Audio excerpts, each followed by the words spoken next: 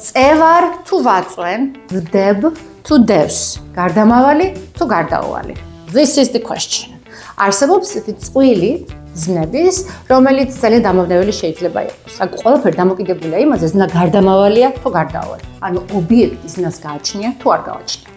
Lie, lay, lain.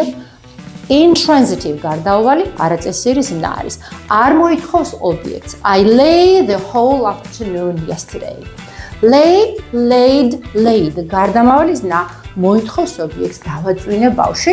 I laid the baby on the bed. Or I've laid the table for 20 people.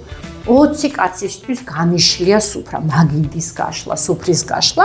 Okay, ობიექტი გააჩნია, შესაბამისად lay, laid, laid. ამ ყველაფერს ართულებს მესამე ფორმა, რომელიც არის lie-ის მეორე მნიშვნელობა, ეს უკვე არის ტყუილის თქმა და არის წესიერი ზნა. He lies a lot. ის ბევრს იტყუება. Again, intransitive, გარდაუვალი ზნა. ოღონდ ამჯერად წესიერი. So, lie, lay, lain. გარდაუვალი ზნა, მდებარეობა, წოლა, დება, დევს. Lay, laid, laid. გარდამავალი ზნა, არაწესიერი მოითხოვს ობიექტს, ბავშვის დაწვენა, წიგნის დადება, სუფრის გაშლა, or მოთავსება.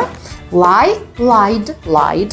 წესიერი, გარდაუვალი intransitive verb, არ მოითხოვს ობიექტს. He lies a lot or he lied to me.